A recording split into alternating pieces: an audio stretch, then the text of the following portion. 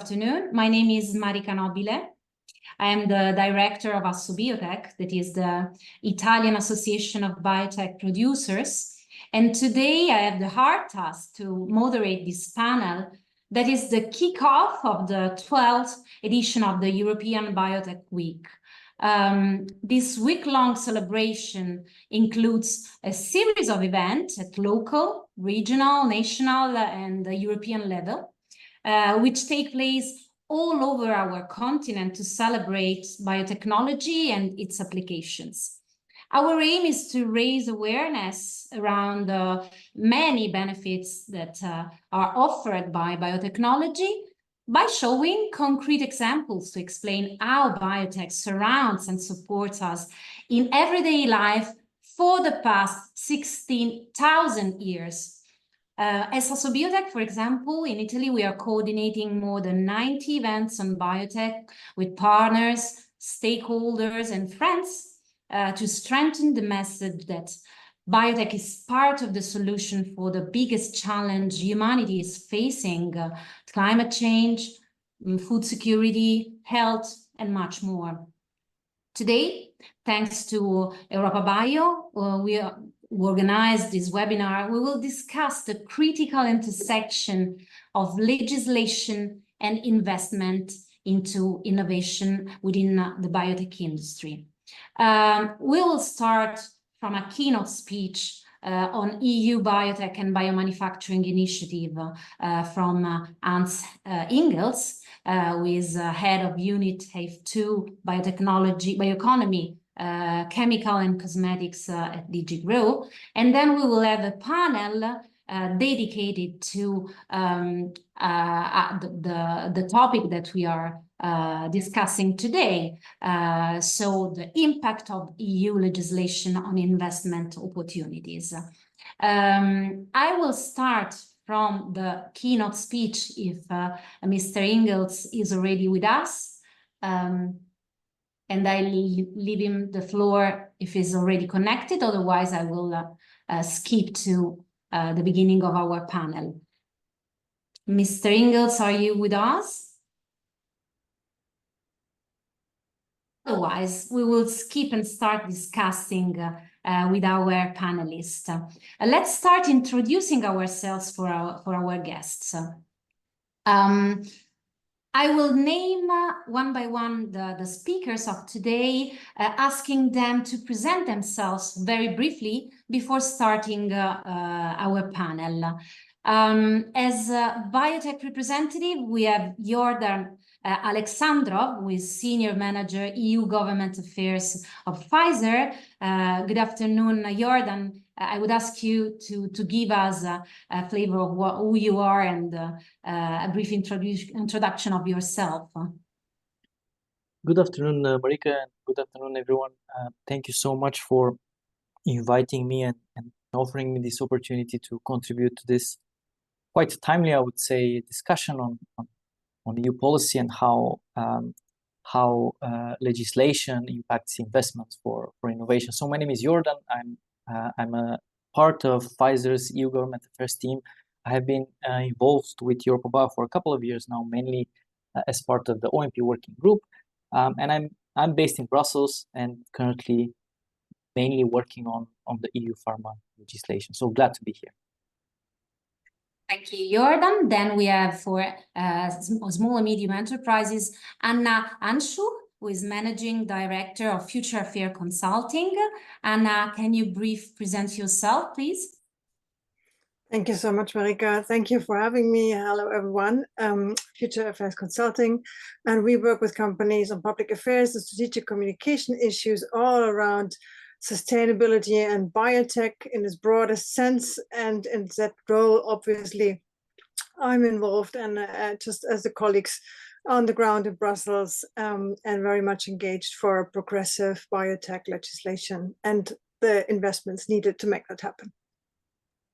Fantastic. Thank you very much.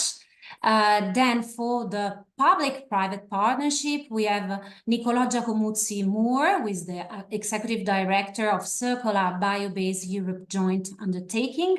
Nicola, I would ask you too to introduce yourself.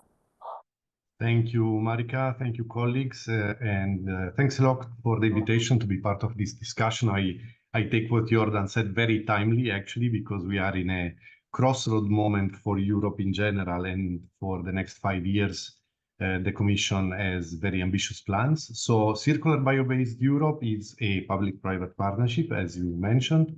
And we are a European body in charge of funding projects in the circular bioeconomy. So since 10 years, also under our previous mandate, we funded already 200 projects in this area. And our specialty, I would say, is to fund projects in high TRLs. So really pushing companies and consortia to go closer to the market with innovative solutions.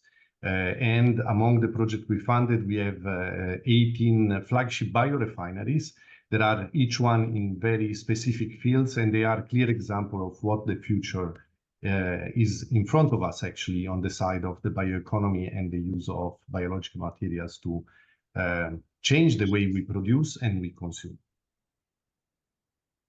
Thank you, Nicola. And then to represent private investors, we have Katrin Zwerts, who is new venture director, Kurma Partners. Katrin, can you jump in? Good afternoon, everyone, and thank you for the invitation. As said, I represent Kurma Partners. Kurma is a French investment firm based in Paris, and we manage multiple funds. I think most people know us from the Bio Fund, which is a fund that has been around for quite some time. We are now the fourth vintage, investing in early stage biotech companies active in the therapeutic space. We also have a diagnostic fund, investing in early stage diagnostics and digital solutions, healthcare, that is a growth fund for more mature therapeutic companies, and then the agri-food tech fund that is investing in sustainable agri-food technologies.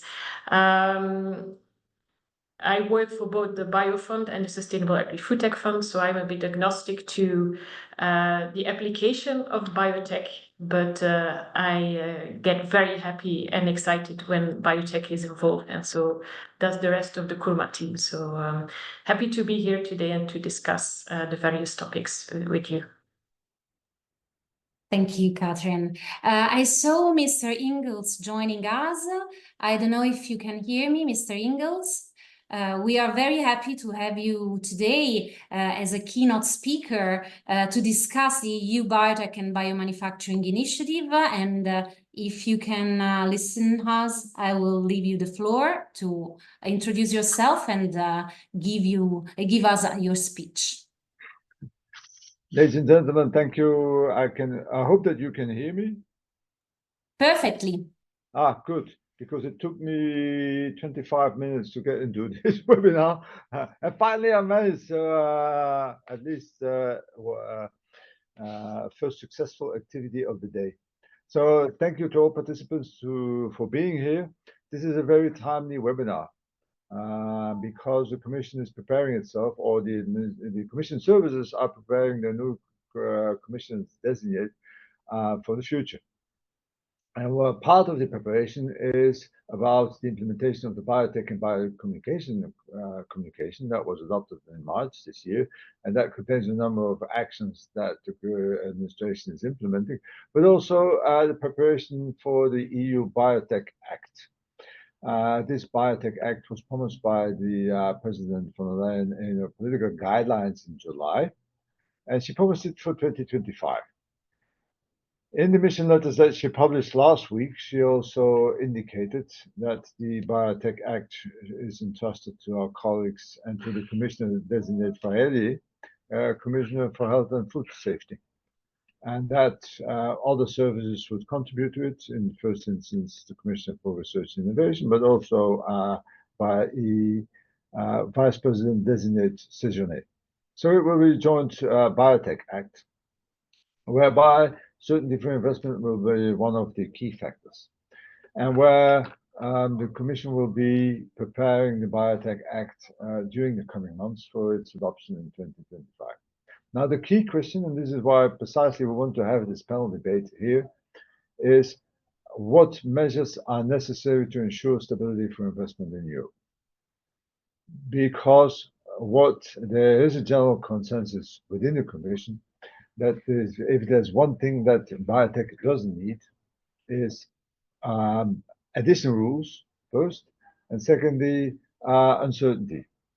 Because we've got a very lively, vibrant, also competitive biotech industry, but that industry is facing certain obstacles, and that obstacles have to be addressed.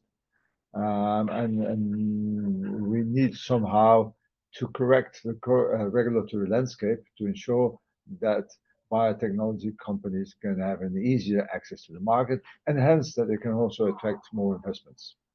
So the objective, I think, is fairly clear. The objectives are also universally shared among all interested parties. Everybody believes that something must be done to ensure that biotech companies have a faster access to the single market.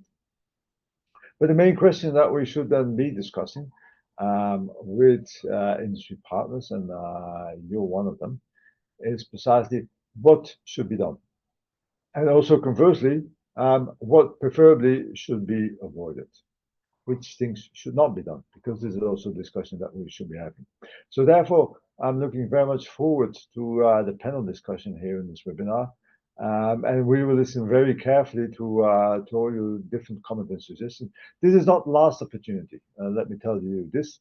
This is not last opportunity. There will be both call for evidence and a public consultation probably early next year in all languages, which will ask specific questions. But now it's already important somehow to frame the discussion, and this is why it's important that we're having this webinar this afternoon. So looking forward to a very fruitful panel discussion. Thank you, Mr. Ingels, for your introductory remarks that are very insightful for us. And of course, feel free to intervene in our further discussion with the outstanding panelists we have today with us. I will start with Mr. Niccolò Giacomuzzi-Moore to ask him, and then I will have the same question for another of our panelists. Talking about critical sectors, health or food, for example, they both contribute to Europe's resilience.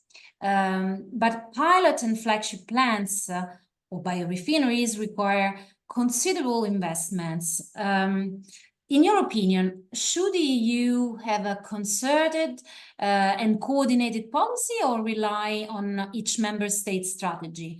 Niccolò. Thank you, Marika, and thanks, Hans, for the scene setting. Definitely, I think we should put our discussion in a context that is a bit wider than just our continent, because we are competing with actors that are moving fast and in a very heavy manner. They are moving, for example, in China, India recently, but also the US, of course, last year and the previous year.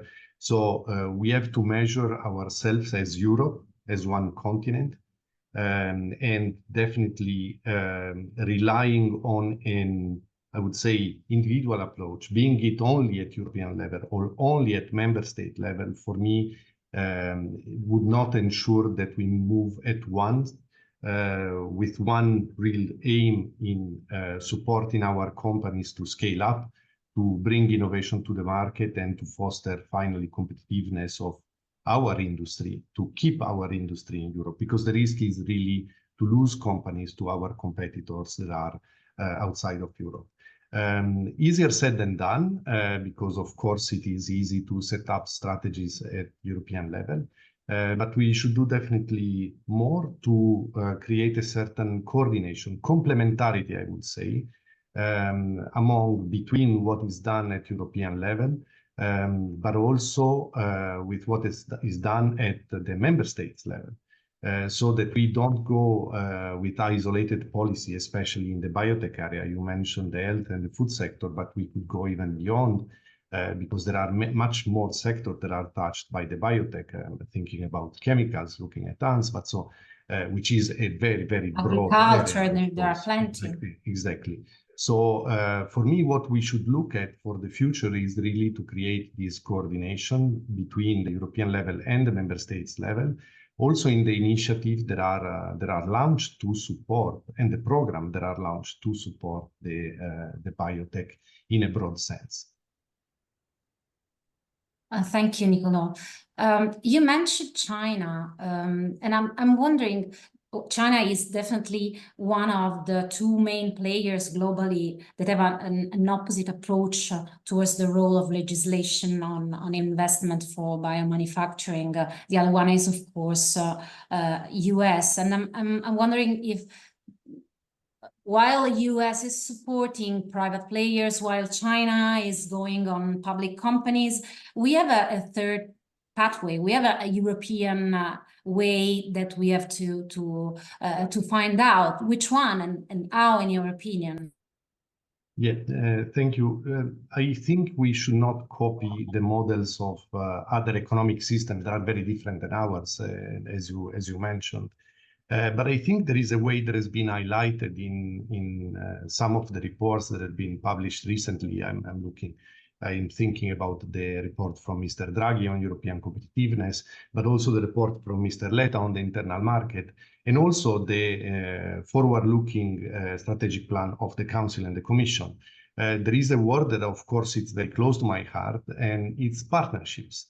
And partnership, if you look at those documents, they come up as a way to align strategic priorities.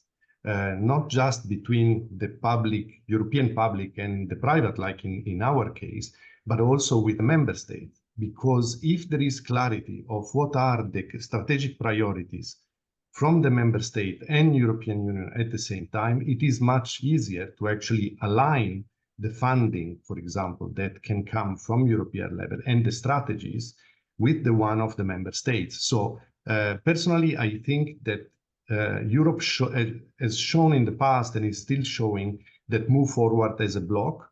And so the coherence among instruments and strategies can be achieved with really strengthening partnership. Whatever they are, we are one example, but there are many more out there. And this can make a difference because then the strategies would be perfectly aligned and would allow to go maybe faster, maybe in a more effective way, and to be more competitive against the global actors out there. Thank you, Niccolò. Adrian, I wonder if you have the same opinion on coordination for policies in EU, or you prefer a different strategy? And what's your opinion on Niccolò's point about not copying other models? And what's your opinion on the European way?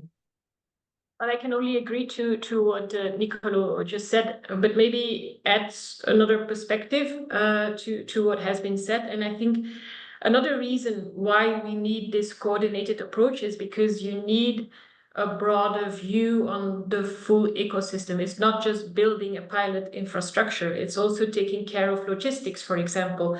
Where is the feedstock gonna come from? Is it normal sugar? Is it upcycled waste from somewhere? Ideally, you build this factory or facility next to the facility that is generating feedstock to be extremely efficient. Where is the energy coming from? Will it be green energy looking forward? I think we need to integrate everything within the future sustainability plans of Europe as well. Do we prioritize feedstock for bioenergy? Do we prioritize it for food? Do we prioritize it for new materials, for example? Those are all very important decisions that need to be made, and I think need to be made on a European level. Another very important reason why I think we should not take those decisions regionally or nationally is you don't want duplication of infrastructure. As already discussed, we have many applications, biotech applications, and the infrastructure will be slightly different depending on the application. A food facility is not the same as a facility for bioenergy or pharma. And there's no point in building 20 pharma facilities and none dedicated to new chemical materials, for example, biosourced. So I think that coordination, making sure it's embedded in the ecosystem where you have, as I said, all the infrastructure, logistics in place is key. And I hope that that can be sorted out on a European level. With regard to copying other countries' systems, I agree. I think the systems have both, the Chinese and the American system have both their merits, advantages and disadvantages. We can learn from them and just try to take the advantages and the strong points from both systems. And if I look at China, for example, one of the strong points is that they are able to make quick decisions. If they decide to build a new facility, they will start planning it tomorrow and they will start building it the day after. And that is something I think Europe can learn or should learn, try to learn, to take decisions quicker and not debate for another 5 years on where to build a facility. If we build one, who can build it, and so on and so on. We don't have any time to lose. So we should act now, and we need that infrastructure urgently. I think the other strong point in the US, for example, then is the fact that it is coming from companies. It's mainly market driven, and so there the system makes sure that it's responding well to a question from the market, and that might not be the case in China, where it's driven from the government. It's more technology push than a pull, and that's why I also think that this public-private partnerships or a close collaboration between industry and governments is essential to make sure that the infrastructure is suited for, fit for purpose. Is it what the companies need? There's no point in building infrastructure that is not fully compliant with the needs of the companies. So if you have both not only with money, but also with time and energy and planning, you make sure that we align both the interests of the companies and the public authorities. And that's why I think PPP could be a really nice model for this type of things. Nice. And talking about learning from the others, but also from our recent past, I would ask Jordan to jump in and telling us, looking back at the past mandate, what can we build on to further incentivize innovation according to your point of view? Thank you very much, Marika. I just wanted to first interact with your second question to Catherine and Nicole, because I do agree with what you guys said, and I believe Anna also wanted to contribute to this first section, and then I can go to the what worked well in the past. I think specifically on the question about the opposite approaches in US and in China, I think there is a fundamental point which we should not lose sight of. So Europe is still an open market economy, and this is not as a nice to have, but it's really hardwired into the structure of the EU itself, notably in the EU single market. And EU may be more social market orientated than the US, but its economy is still fundamentally based on private enterprises. In the biotech and biopharma manufacturing space, the private sector is fundamental, as you know, to manufacturing. Also, this links to some of the points which were made in other conferences on rare diseases, and the fact that, let's say that in this particular space there is a high risk, and very often this high risk is taken by the private investors. So really, the private sector is better placed and better equipped to take on the risk and the inherently high failure rates in biotech development, or let's say the huge cost in manufacturing, than a government or a public company. And if we look at China and other sectors, really just let's say some climate-related goods, having state-owned enterprises driven by subsidies has led to massive overcapacity with a negative global economic impact, including for the EU. And I don't think this is a road which we want to go down to, nor does the EU have the deep pockets of centralized scale to allow for this. And going back to initially how the question was framed, I wouldn't frame it so black and white. I think there is a clear role, and I completely agree with Nicolo and Catherine, there is a clear role for partnerships between public and private sector. let's say, in R&D space. And there may be specific instances where a government-driven model might go ahead. And on top of the remarks which were made about the Draghi report and the Letta report, in Commission President von der Leyen political guidelines, she specifically underlined that to lead on innovation, we need to create the conditions for researchers to thrive. Some of the previous speakers already mentioned infrastructure, as long as there is a clear aim to it. This means, of course, providing, well, apart from the infrastructure, the innovative laboratories, and we just need to create, I think, an environment where new public-private partnerships, such as joint undertakings, for example, can thrive. That's just the comment I wanted to make on the previous interventions. Maybe I ask Anna to comment on this topic, and then I come back to you for the previous question. Anna, you wanted to jump in? Yes, absolutely. Well, thank you so much also, Jordan and Katrin, for making these points. I could not more agree. And I think there's also really a blind spot, what we can also now see already in the mission letters, that we build actually the next silo. We have the Biotech Act and we have the Clean Industrial Deal. But in fact, we need to think them together and we need to develop them together. And we need to really think in industrial clusters all over Europe.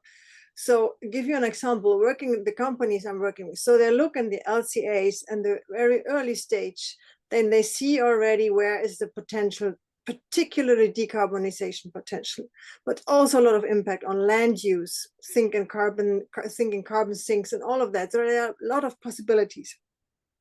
Also, when you look at water saving potential, think in the water resilience strategy. So if you would have a holistic perspective on that, then you would automatically come to a perspective on where do we actually need to set up these clusters and how do we need to think that together with the energy transition, with the clean industries. So that is sort of a blind spot for me, which I see and where I see tremendous potential. Thank you, Anna. Ms. Ringels, do you want to comment on this topic, on models that we have, or these kind of elements? Not immediately, but I do have a lot of sympathy indeed for what Jordan said. Indeed, we're living in a free market economy where authorities, and especially European authorities, should be very cautious in selecting champions. We do believe in another model whereby there's much less intervention from authorities in this. We should set the correct framework conditions. We should try to encourage as much as possible innovation, but we should also have no illusions. There will be no budgetary growth in the future. So also the availabilities from member states to give additional budgets to the EU are also limited. We're going through a period of crisis, a period of transition for all industries. We also have to build up our defense capabilities. So overall, we need to be realistic in setting our targets, and we always have to keep a competitiveness and a single market dimension into this. On the Clean Industrial Deal, I do believe that this will be the successor of the Green Deal, because you recognize the same deal, Green Deal and Clean Industrial Deal. This is one, and secondly, it's also a 100 days initiative. In other words, the Clean Industrial Deal will come very soon, and I personally believe, I'm not involved in it, but I personally believe that this will be the overarching strategy that the Commission will lay out for its future work on different areas, which includes climate, which will include competitiveness and the various acts in the field of what used to be the Green Deal and what will now be, in terms of continuity, will be the Clean Industrial Deal. Thank you. Jordan, I come back to my previous question. What can we learn from our recent past? Thank you, Marike. So if I have to step back several mandates, I think EU did historically take some very positive steps on encouraging investment for innovation. One clear example which comes to my mind is the OMP regulation. Now, if we think that currently there are still not enough treatment options, and this is true for the rare disease patient community, back in the 90s, there was 6,000 rare diseases and only 8 treatment options at the time because there was no OMP regulation. And when the OMP regulation was passed, for the 24 years that it has been implemented, we have today more than 150 SMEs focusing on rare diseases, and also we have more than 250 treatment options for rare disease patients. It doesn't mean that we cannot do better. We can absolutely, but I just think that this is a very good example of showing how well-designed policies can have a particular weight. I think at the beginning of 2000, there were also some positive steps with this original IP incentives, which are now put into question in the revision of the EU Pharma package. And because of these legislations, I think in the 90s and 2000s, we have seen a growth and investment in our sector. Now, in the past mandate, last 5 years, I think we have gone a little bit backwards. I'll give a couple of examples. The EU funding programs, Horizon Europe, comes to mind. They're just too broad and spread too thin over too many priorities, which of course amounts which are available, but they're just not the right size to make a difference. And this particular point I read just 10 days ago in the Draghi report. He outlined this very well, and he made the point that this is one of EU's weaknesses, and he gave the example of different budgets which there are in the US and in the EU. So in the US, where there is this National Institutes for Health, this is the primary funder for biomedical and public health research. The budget of this fund has exceeded $45 billion in 2023. In comparison, Horizon Europe program, which runs for 6 years, allocated 8.2 billion to health research. So this is just to give you a little bit of a comparison between the EU and the funds available, the main fund available, EU and then in the US. And of course, there's something else with the funding programs, is that mainly the budget can be victim of political developments and easily reprioritized. I mean, now we live in quite a strange geopolitical situation, so there is always this possibility of deprioritizing any decisions which have been previously taken on funding programs. And then the second point I want to make is on the EU Pharma legislation revision, because in the Pharma legislation revision under stimulating innovation, the text or the discussions only list regulatory framework reforms, while IP and exclusivity incentive system is seen as a tool to address access and affordability problems, with less regard for the negative implications for innovation if we reduce IP levels. There is also another underlying concern that some EU stakeholders really push against incentives at a fundamental level, as just meaning giving larger companies more money. And this is very, very simplistic and ignores the points made, I believe, by Catherine about the entire biopharmaceutical ecosystem and the risks that all companies shoulder in biotech. I think fundamentally, a company has to be excited about an incentive enough to make it act on it. If that isn't there, the R&D is just not forthcoming. Other than that, I think it's fair to say that in the past 5 years, the EU has become a bit more complicated and burdensome. Mr. Ingels already made a point to that, and we have seen that, well, not technically directly a point to that, but the fact that we need to have a bit more simplistic and a bit more effective regulatory provisions and make sure that innovation goes out to commercialization a bit quickly. And I think the President von der Leyen also put in several of her mission letters the request to Commissioner designate to simplify reporting requirements and burdens of companies. I think we now have an opportunity to make Europe simpler and faster to incentivize innovation. We already spoke about the EU Clean Industrial Deal, the Biotech Act, the Life Science Strategy. These are going to be key to make Europe an attractive place for innovation.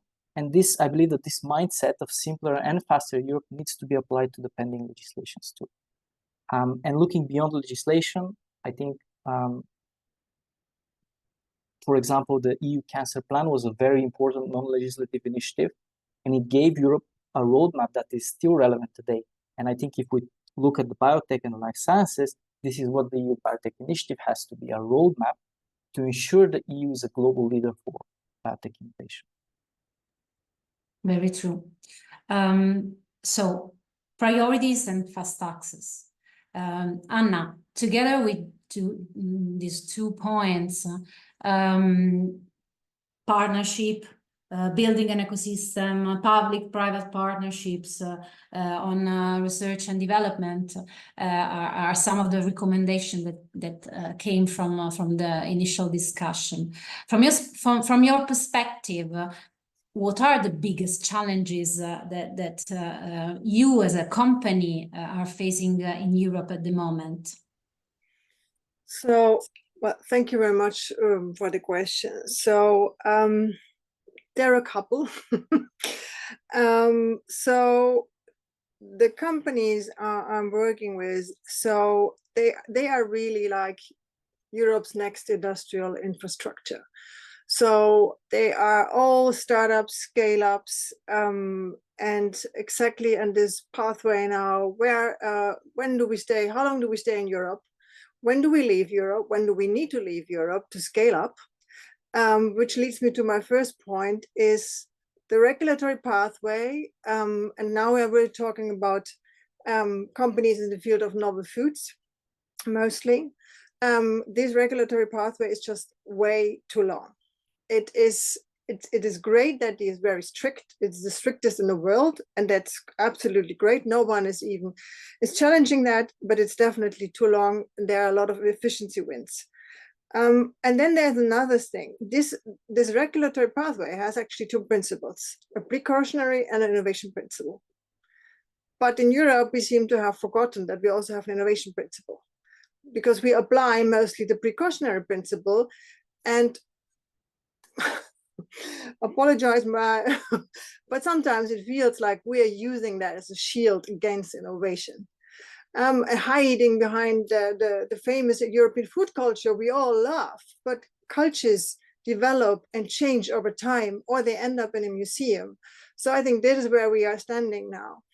And I think we can really decide as European Union, do we want to lose our Europe's finest to other markets, Asia, the US, or do we find a way to keep them here and then give them really access to scale-up facilities, much more public investment, that we really need bigger tickets in Europe. That's a huge issue. The single market, which is not what we intended to have as a single market, obviously corresponds in the whole lack of basically the funding they could attract from American investors. Mostly they attract them and they wait, why you're not already coming to the US? Why are you still in Europe? So that is what's happening. Even if these companies want to stay in Europe, the investors ask them, when are you going to the US? Why you actually even sort of waste your time in Europe? So that's one thing. And then I want to say also very positively, if you look, for instance, at the technology of precision fermentation, Europe, also Italy, we are strong still in fermentation infrastructure. However, we are about to lose that because US they are heavily investing in China too. We have heard that already. So I think these are the main puzzle pieces for these companies. And I can only say they are all who I'm working with, they would love to stay in Europe, but they also just really need to be realistic. And when is the moment? And the moment gets always earlier in the journey when they leave or when they need to consider to leave the continent. So then they are around the A round already is very clear when they will scale up, all in the US mostly. Very clear. And Catherine, Anna was pointing out that we have some very, very important challenges to support innovation. Do you agree on these challenges? And where do you see assets from EU on the other side? No, I can only echo what Anna said, and we see it across the board. It's not only in food, but also in pharma and in agriculture innovation. People are leaving, and they leave early. I was last week at the conference, a biotech conference, and there people just stated, well, US is the first market. You need to go there for your clinical trials. The same for agriculture. If you want to launch a new product, you go to the US, you do your field trials there, and or to Latin America, Brazil, it goes even faster, and there you launch your product. And it's so sad because we've seen companies, even in our portfolio, move to the US, and by doing that, you also have a brain drain because people go with it. And what we have as assets in Europe is actually great research institutes, great universities, training excellent scientists, excellent entrepreneurs that found really beautiful companies. And then we come to a point where we can't keep them. And it has to do indeed with legislation. It has to do with funding. And we need indeed to be able to fund larger tickets. And we can do that in private funds. We're trying to raise, as I said, a sustainable agri-food tech fund specifically for more late-stage companies. What we find is that it's extremely difficult to put together that fund, and there is where I also call to the Commission in the EU. It's easy to take money away from innovation and to redirect it to other important topics. And at first, you don't feel the impact. Not immediately, but actually you're sowing the leg from the table. So it's actually you're shooting yourself in your foot in the long run.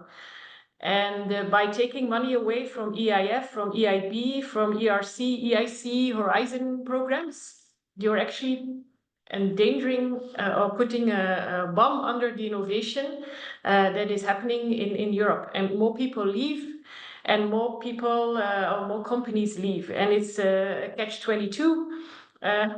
And we don't find investors to invest more late stage. It's a big challenge for the future, and there I would really ask Europe to reconsider shifting money away from innovation, R&D, scale-up initiatives, because that is the future of Europe. If you take that away, we will be behind the US and China very, very soon. We are putting in danger our resilience capacity, and of course we are losing investments and talents. Moreover, that's the point you raised. Anna, you wanted to comment?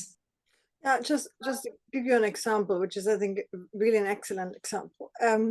So if you look at the particularly little niche of cultivated meat technology, so what we are seeing here is all across Europe, and actually it is also in the US, a lot of attacks on this technology.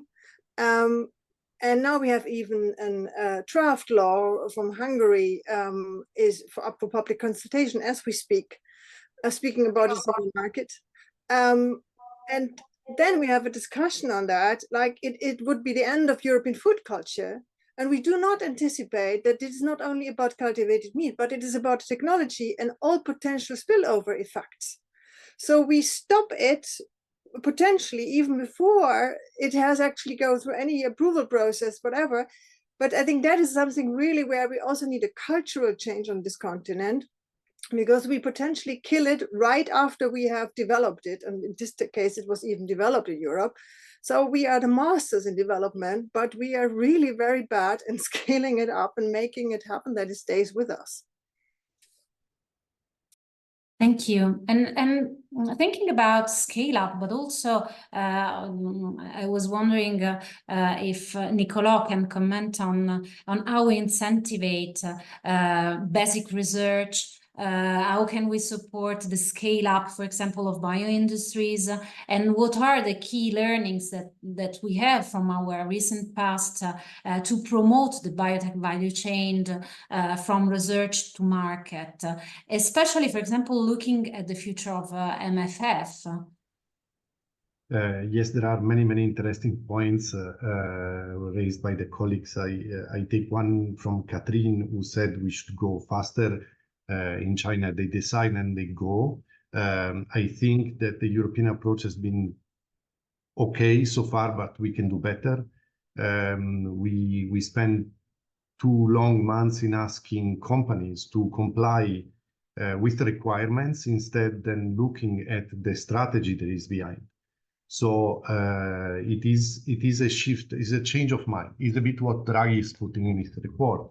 So let's change our proportion to risk. We should take more risks, probably, and bet on our talents. The Draghi report, but not only, I mean, we all know that the innovation is done in Europe by small and medium companies.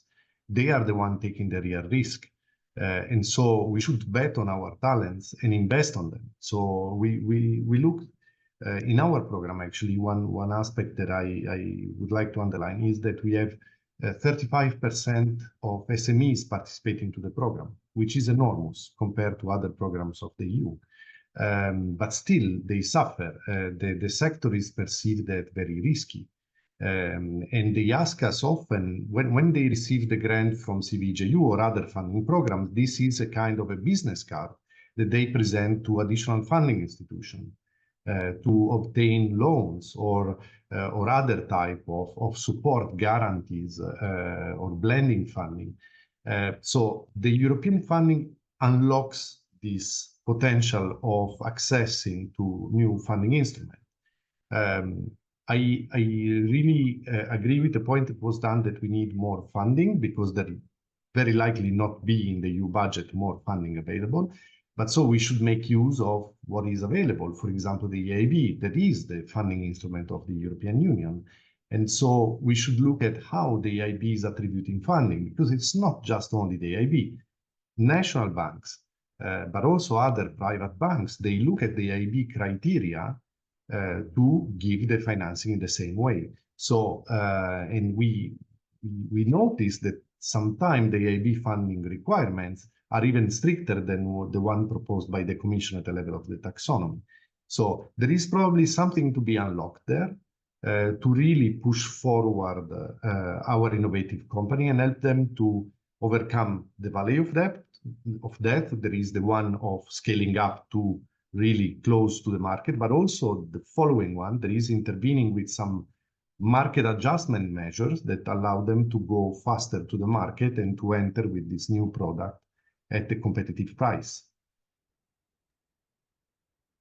Mr. Ingels, do you want to comment on how to unlock our potential? That was this last comment of Nicolas. I hear a lot of very useful and relevant ideas, and thank you for that. But we should also be too gloomy because there's quite a gloomy atmosphere in the entire discussion. First, it's true that in novel foods,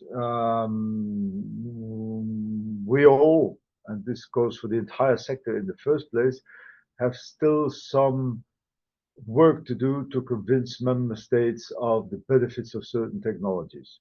As you know, everything works well and the entire novel foods procedure works fairly well until it reaches the member states, where many of them feel reluctant to approve a novel food for various reasons. And there it might be useful also if the sector then tries also to have a better narrative and to tell people it's not only about technologies, but also have more persuasive arguments why these novel foods should be allowed to the market. Because as you know, there are some pressures in society, and it's not different in the United States. It's not different in the United States, where a number of people are afraid of new technologies, afraid of innovation. It's human. We will not blame them for that. But in my view, there is much more we should develop a better narrative. That's for all the people who are fond of innovation and fond of technology, a better narrative to explain people who are afraid of new technologies or might be afraid that these new technologies might be harmful in the medium or the long term, that indeed these technologies have been tested, that these technologies are safe, and that also that people still have the choice. If you're a person who are afraid of new technology, if you're a person who is afraid of innovation, then buy the old-fashioned product. But there should be sufficient space on the market for new innovative products for those people who are not afraid of new technologies. As regards funding, indeed, the funding systems in the EU are not perfect. But funding is also like a cake where everybody wants to have its fair share. And whenever it takes away from certain groups, they will complain because they also think that they should be entitled to public financial support. And again, we should not have any illusions. Though the EU will not print money in the future. What we should indeed reflect together is that we should spend more wisely, and indeed try to not to spread the funds too broadly over different sectors. And this will be the challenge for the new European Competitiveness Fund. As you may have seen, President von der Leyen also promised the Competitiveness Fund. They indeed should look into these matters. And there's no timing for the European Competitiveness Fund, but it's clear that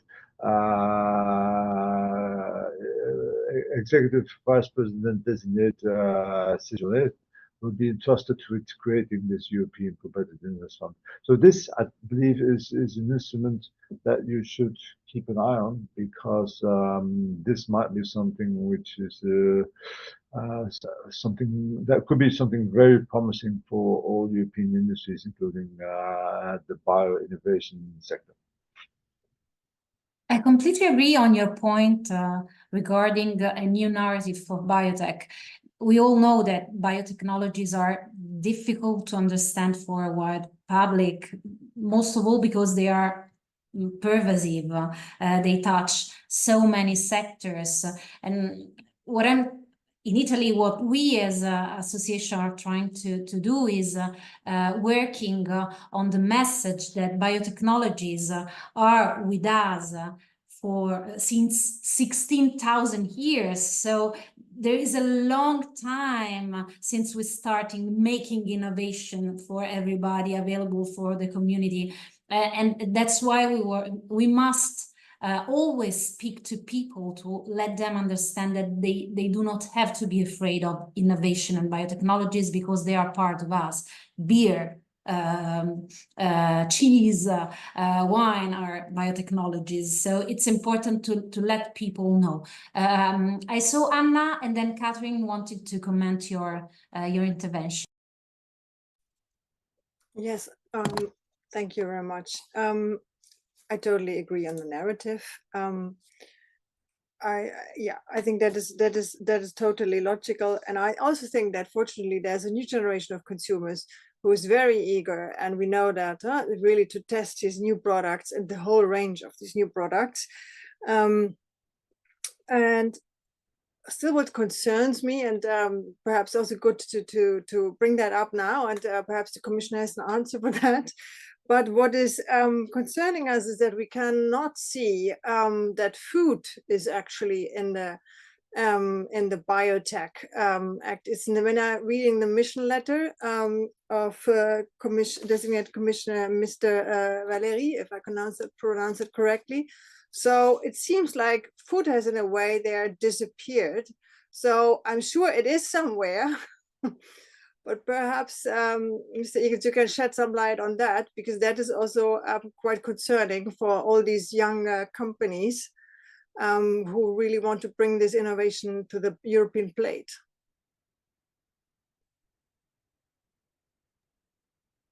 Catherine? Yep. I also wanted to come back to the narrative, and I think it's way more complex to explain to people what biotech could do without showing them actual examples. And so before maybe bringing new products to the market, we could relax legislation a little bit to at least provide samples where people can taste, where people can try some new things, not only in food, but maybe also in agriculture, where farmers can see what the innovation could mean to them. And now legislation is so strict that we can't even do that. People working on novel food stuff, they work on it for years without being able to taste it themselves. Probably they do without anyone knowing, but anyways, they're not allowed to. And that, I think, could help the narrative if we could small scale launch tests, batches, or maybe in a test environment where people can go and check these new products out and see what biotech could mean or bring to them in daily life. That could help, because we can explain in so many ways what CRISPR-Cas does and what synthetic biology is and blah, blah, blah, blah. But it means nothing to me if I can't see what the end product looks like, how it tastes like. And that would be something if the Commission could make that happen would be very beneficial, I think. Nicolas.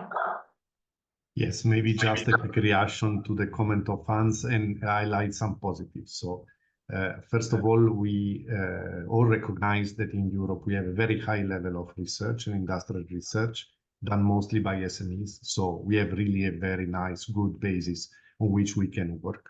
The second point for me is that the policymakers are recognizing the problems, which is already the biggest first step in going forward. And maybe the third is what Anna mentioned, is that the consumers are very interested. And if we can bring easy examples to touch, to feel, to taste, whatever it is really important to create the right narrative. This is something we are trying to do in CDE joint undertaking, because we would like to change a bit the narrative on this novel project and bring to the public actually what the largest project we are funding are realizing on the ground. And I think this will help a lot the narrative from a higher level. Thank you, Nicolas. Jordan, our guest star asked us to be pragmatic in his last comment. According to you, what recommendation we have to give to policymakers to make sure that legislations helps investors to invest in innovation in Europe? I think there are a number of points here, but first I just wanted to react to what Nicolo referenced just a few minutes ago about how SMEs and startups are taking actually the higher risk of innovation. And I completely agree with this, and this is what I have observed in my job. My only concern is that with what we're seeing, and I know that I'm going a little bit here on a limb, because this is something which is currently in a quite advanced stage of legislative process, but what we have seen in terms of reducing baseline incentives in the general pharmaceutical legislation, introducing unpredictability, I just fear that smaller companies and startups are going to be affected more by this than bigger companies like us, Pfizer, and it would really have a knock-off effect of the entire ecosystem, because for us, we are involved in R&D and manufacturing globally, and really a weaker and less predictable incentive system equals less likelihood of taking risk with investments. And what I mean here is that we are having and doing partnerships with smaller companies to scale up their innovations, just because they have a completely different business model, and it's very rare that they commercialize, let's say, a medicine, and it's much more common for them to enter in partnerships with larger companies. And because of these partnerships, they're able to redistribute the risk, redistribute the investment, also tap into resources which are previously unavailable to them in terms of costly clinical development and subsequent commercialization. And from what I've seen, small companies, they might have enough resource to do in healthcare phase 1, phase 2 clinical trials. But beyond that, they need really a lot of capital, a lot of know-how to progress to commercialization. And at this stage, they either look for going into partnerships, or they need to find another source of funding. And the second option is of course works, but it is much more challenging. And if you manage to raise capital through public funding and capital markets, then you also need to hire staff, look for additional departments, compliance, risk assessment, and all that. So I just wanted to make this point about the predictability and the incentives ecosystem, because I just fear that smaller companies are going to be impacted much harder than other players in the ecosystem.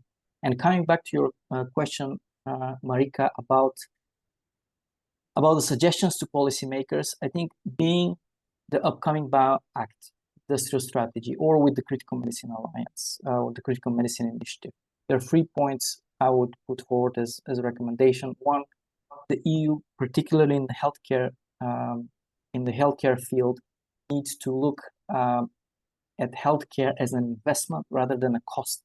Policymakers should establish a rule where really return on investment on health R&D is assessed through its impact on reducing long-term healthcare costs, increasing productivity, and driving economic growth. And I think with this, or rather, this would incentivize increased investments, making Europe a more attractive place. To prevent R&D investments from migrating outside of Europe, I think it's essential to maintain strong IP protections, and it goes to my previous point on the ecosystem.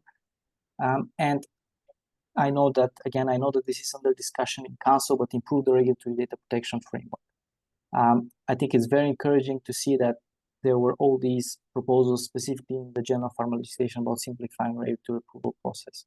And then the last point is to foster the development of biohubs that connect universities. I think some of the speakers did mention this before, but foster this development of biohubs, connecting universities, companies, governments across Europe, particularly in underrepresented regions. I think the EU can create more cohesive through that and innovation-driven ecosystems. And I believe that these hubs would encourage cross-border cooperation and help distribute the R&D investment more evenly across member states, leveraging on Europe's diversity rather than fragmenting. So that would be my 3 suggestions.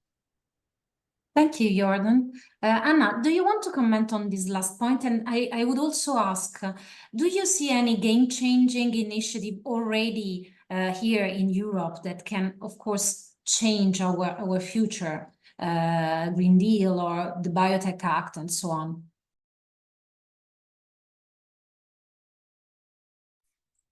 Thank you, Marika, for the question. So, so first, perhaps a quick comment on what was also said to Katrina, and then I get back to your question. I think you cannot underestimate the value of so-called regulatory sandboxes. So we really need them.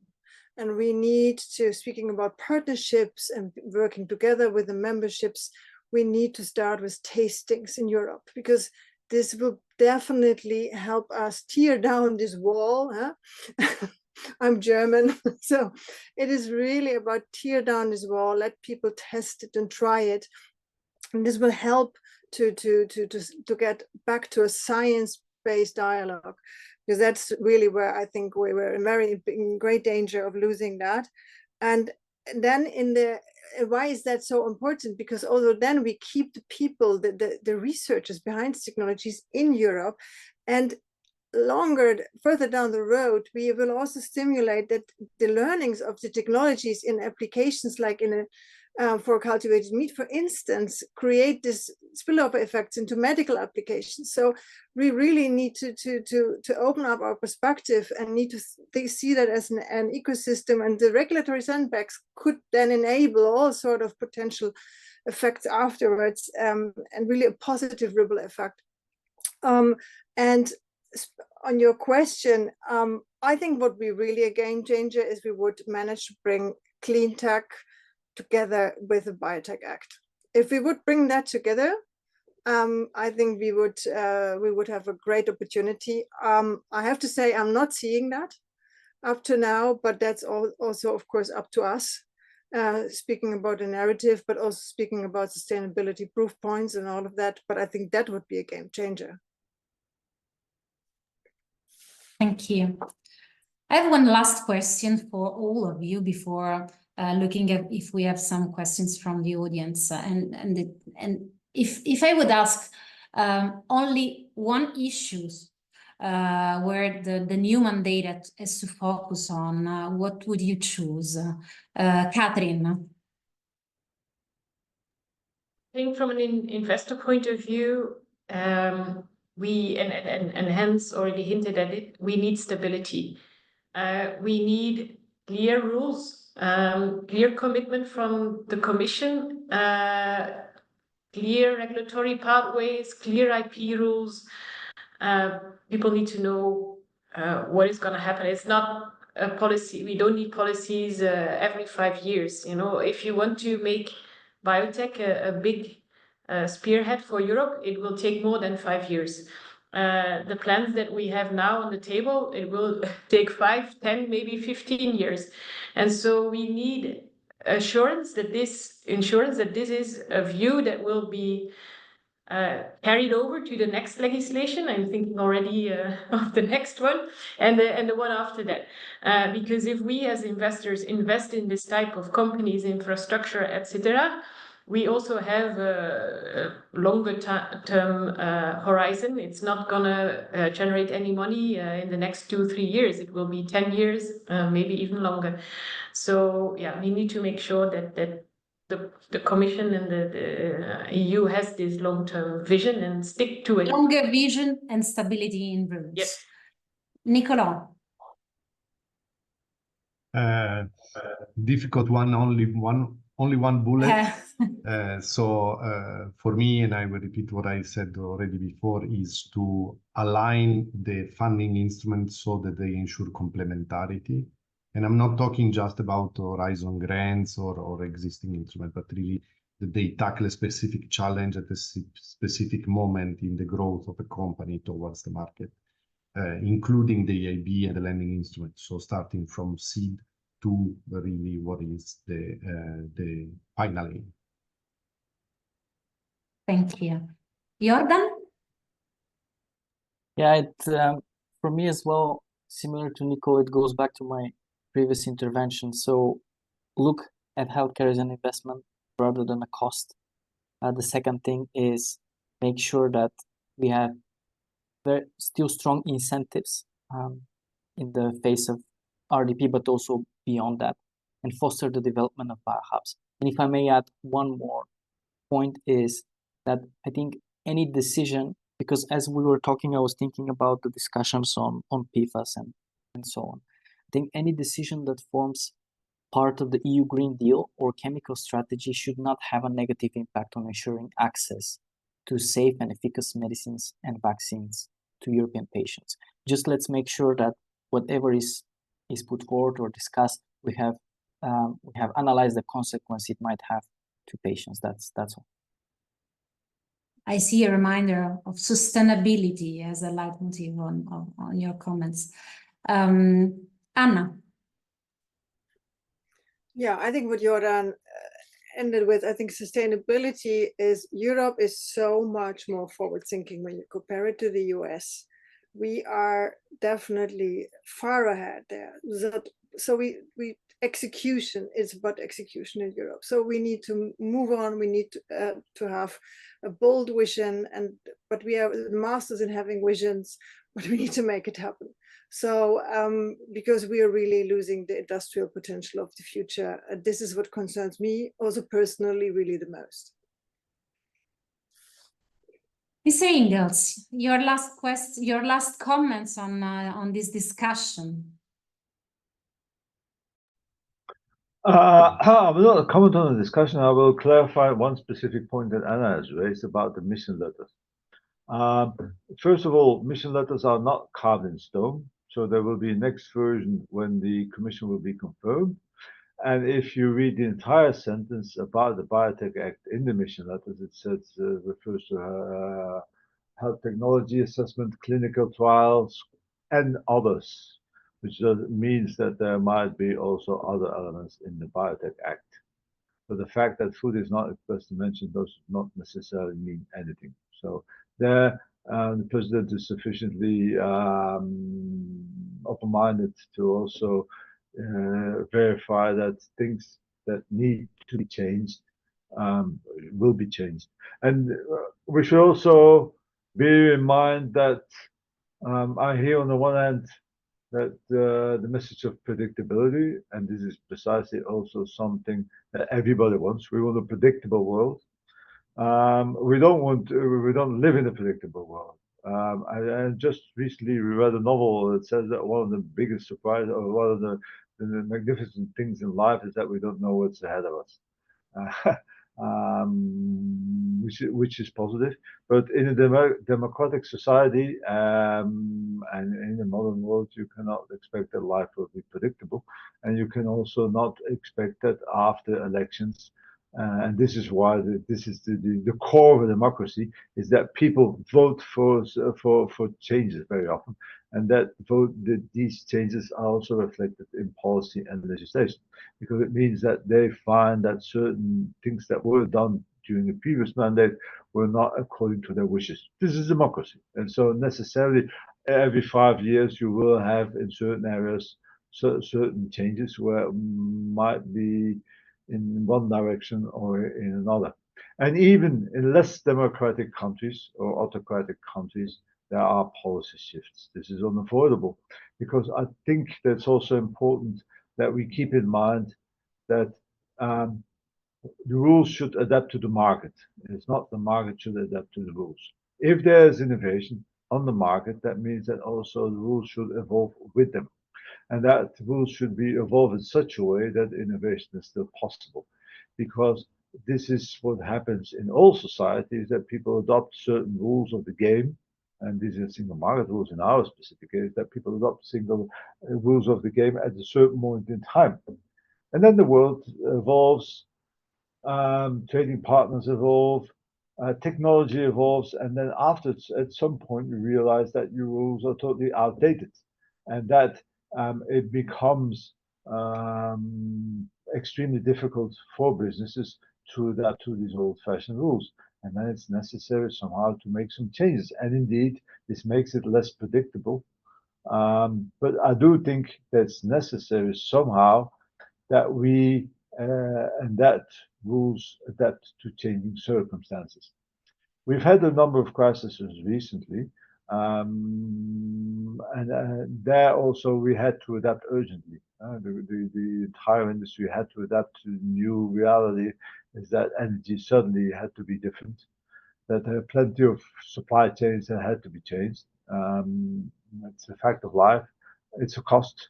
Nobody is very keen on these costs, but it's simply a fact of life that we have to adapt to changing circumstances. So same thing goes also for novel foods. Everybody is sufficiently aware that in novel foods there can be improvements, and this should also be part of the public consultation. If there's general demand for certain changes in the novel foods legislation, where the concept, in my view, is still sound, where you say novel foods are being have to go through certain process, but there the modalities of the process could possibly be changed, could be improved. But this requires also a bit of discussion. How can we improve things? We should not necessarily profoundly change things, but it needs to improve. Because as soon as we throw the entire old system overboard and we start with something totally new, this will lead to new problems, and this will lead to less predictability. So our challenge here in the future will be to ensure this fair balance between predictability and the fact that we have to adapt to a fast changing world. Thank you very much. We have some few minutes left. So I will pick some questions coming from the public that is following us. We raised 120 people following this panel, and we are really happy to have this impact on our community. There was a question for Catherine, who raised the point on building infrastructure, and Cooper is asking if you think that the fear of building potentially redundant infrastructure is a factor that contributes to the hesitancy of investors.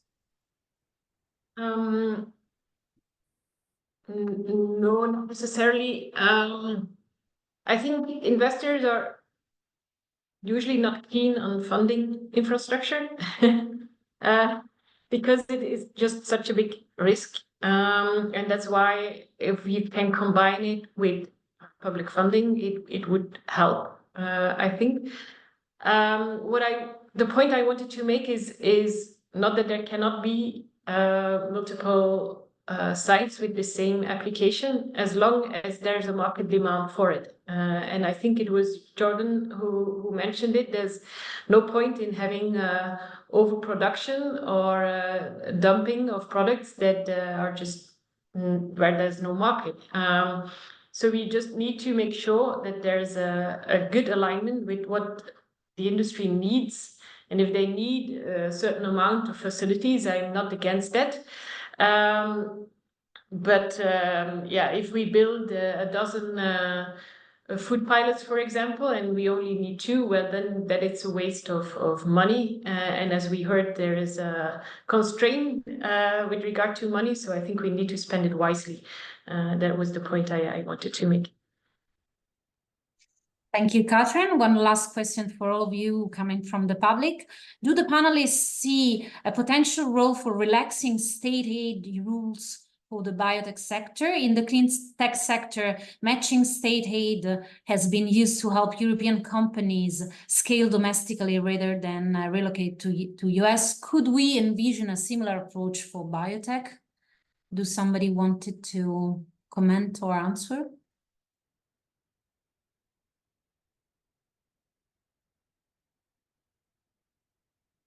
So, well, I think I'm not sure. I think state aid is already quite liberal as far as I know it. I'm not an expert with regard to that.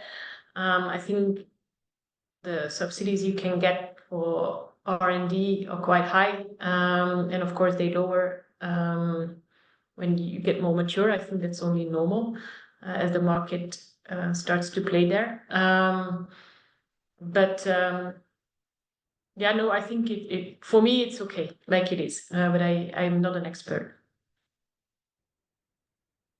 Okay, so I will come to closing this panel.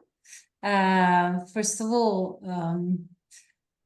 I come back home with a lot of food for thought and timely suggestions with respect to the vision that EU must have to support a sector that, as I said in my opening remarks, is capable of offering solutions to the great challenges we face.